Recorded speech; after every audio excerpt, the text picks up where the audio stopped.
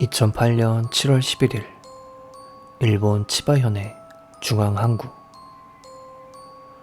항구에서 낚시를 하던 남성이 이상한 물건을 발견합니다. 새하얀 마네킹 같은 것이 물 위에 둥둥 떠 있었는데요. 자세히 살펴본 그는 아연실색할 수밖에 없었습니다. 마네킹은 사람의 시신이었기 때문입니다. 신고를 받고 출동한 경찰 역시 시신을 발견하고 놀랄 수밖에 없었습니다. 그도 그럴 것이 그들이 발견한 시신은 머리와 팔다리가 잘린 몸통뿐이었기 때문이죠.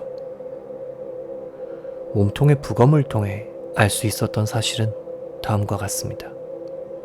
첫째, 피해자의 성별이 여성이라는 것. 둘째, 사망한 지 5일에서 10일 정도의 시간이 경과되었다는 것. 셋째, 절단에 사용된 물건은 무게가 있는 낫 종류의 날붙이라는 것.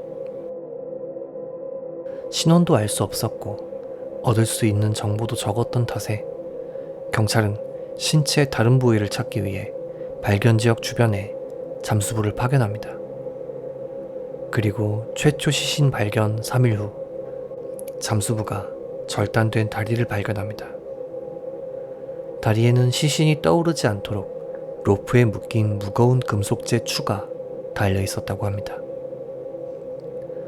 하지만 머리와 양팔은 찾을 수 없었다고 하네요. 경찰은 시신의 신원을 밝히기 위해 다방면으로 조사를 시작합니다. 발견으로부터 2달이 지난 후 경찰에 한 통의 전화가 걸려옵니다. 요새 통 모습이 안 보이는 사람이 있는데요. 경찰은 이 제보를 바탕으로 피해자의 신원을 알아낼 수 있었습니다.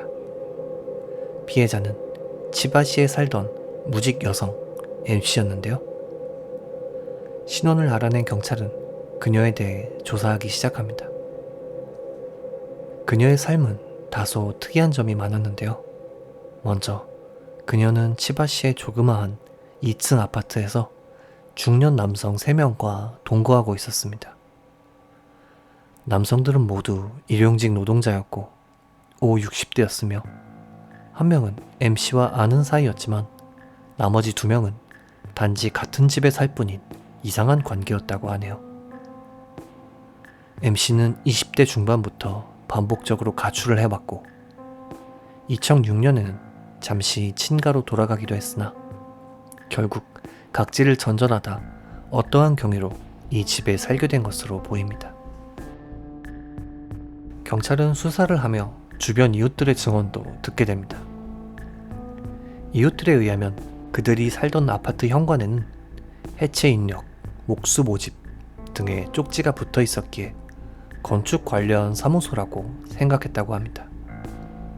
단지 주차된 차량이 늘 벤츠나 롤스로이스 등의 고급차였기에 사실 야쿠자라는 소문도 있었다고 합니다. 또한 아침 9시가 되면 화장 가방을 든 M씨가 함께 사는 남성의 차량에 탑승, 밤 11시쯤에 함께 귀가하는 모습을 자주 보았다는 증언도 있었습니다. 이외에도 이 집에는 다수의 낯선 남성이 드나들었었기에 이상하게 생각했다고 하네요. 자연적으로 의심이 가는 것은 함께 살던 남성들이었기에 경찰은 이들을 조사합니다. 남성 A는 7월 2일부터 M씨의 행방을 모른다고 진술했습니다. 그는 그날 다른 남성인 B씨와 피해자 셋이서 자동차를 타고 치바시로 향했고 한 거리에서 그녀가 차에서 내리는 것이 마지막 목격이었다고 진술했는데요. 실제로 7월 2일 밤을 기점으로 M씨의 휴대전화 전원이 꺼진 것으로 확인됩니다. 어째서 신고하지 않았냐고 경찰이 묻자 이들은 항구에서 여성의 몸통이 발견된 뉴스는 보았지만 보도된 발 사이즈가 M씨와 달라서 다른 사람이라고 생각했다 라는 진술을 합니다. 경찰은 이들 3명의 남성을 집중적으로 조사했지만 그들이 사건과 직접적인 관계가 있다는 증거는 찾아낼 수 없었습니다. 결국 목격 증언도 정보도 부족했기에 이 사건은 미궁에 빠지게 됩니다. 사건 이후 MC에 관해 여러 가지 소문이 있었는데요. MC가 매춘을 했다거나 만남 사이트에서 MC와 대화한 적이 있다 등의 내용이었습니다. 이 소문이 사실이라면 그녀는 불특정 다수의 여러 남성과 접점이 있었다고 볼 수 있는데요. 매춘 행위를 하던 도중 손님과의 트러블에 휘말려 살해당한 것이 아닐까라는 추측이 가능합니다. 하지만 설령 그렇다고 해도 어째서 그녀가 3명의 남성과 동거했는지는 지금으로선 알 길이 없습니다. 한편 사건으로부터 약 6개월 후 그녀와 동거하던 3 남성 중 1명이 다른 사건으로 체포되는데요.